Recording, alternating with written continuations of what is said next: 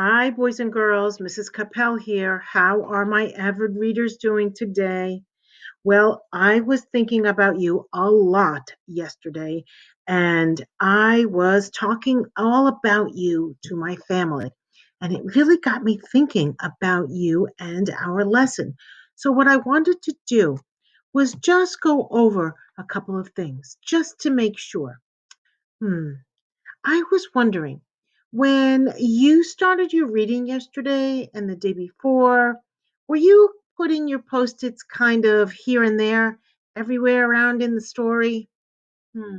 I think I need you to do me a favor.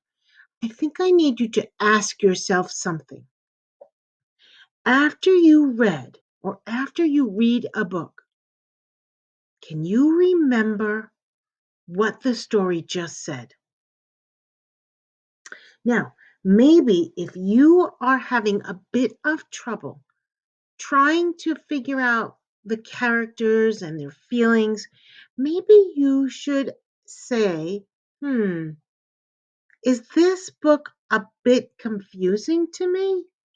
Because if the book is a little bit too challenging, maybe that is giving you a little trouble of trying to identify how these characters are feeling.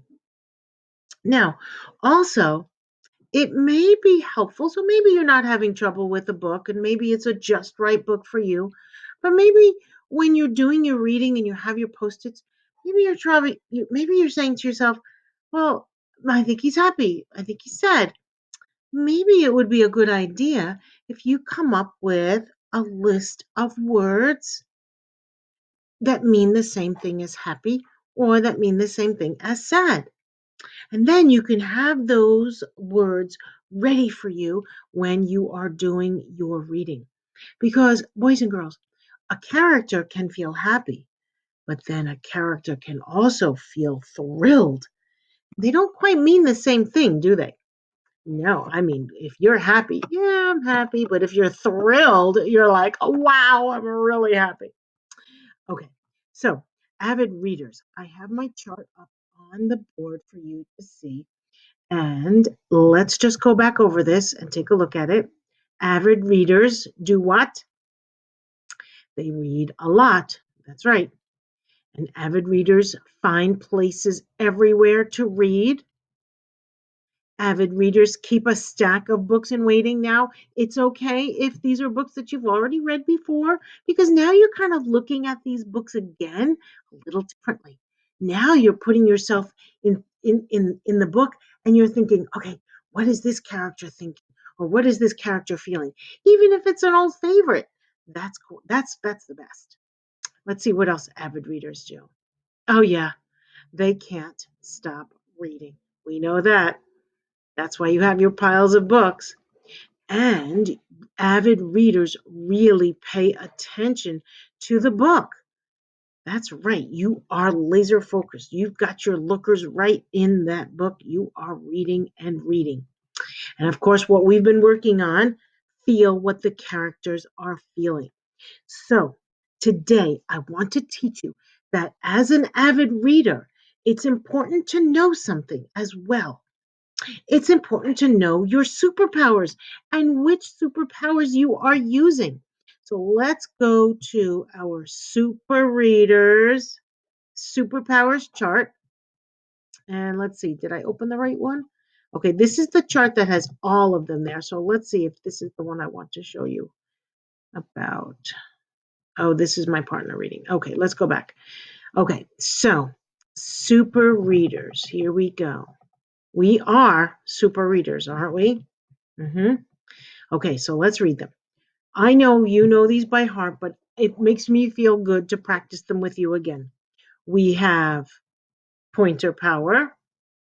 We have reread power.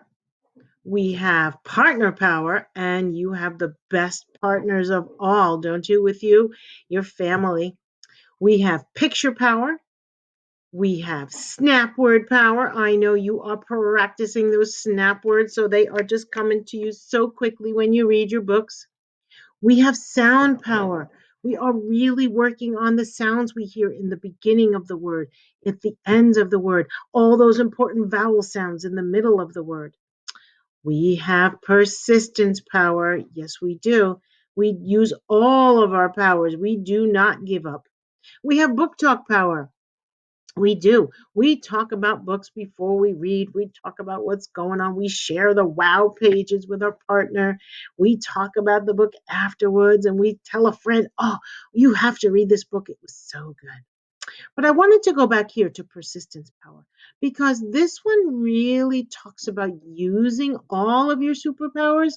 And I was wondering, which of your superpowers do you think that you use the most? Because you know what? It's so easy. I'm really good at it. Which one of these powers do you use a lot? Hmm. Okay. Okay. Now, which powers do you maybe not use so much? Or maybe it's a little harder for you to use, or you don't, that's just one that you kind of forget a lot. Which one of those might be the ones that you might want to bring out a little bit more? If you use pointer power and picture power like all the time, then that means that's great. You've mastered that. You do need those pictures to help you figure out those tricky words. But if maybe you don't use your snap word power as much, or your sound power, that could be someplace that you can start working on a little bit more. Okay, so boys and girls, your job today, of course, you are going to get your stacks of books.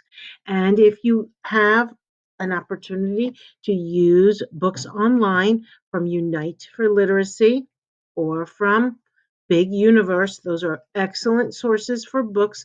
You can stack and read lots of online books too.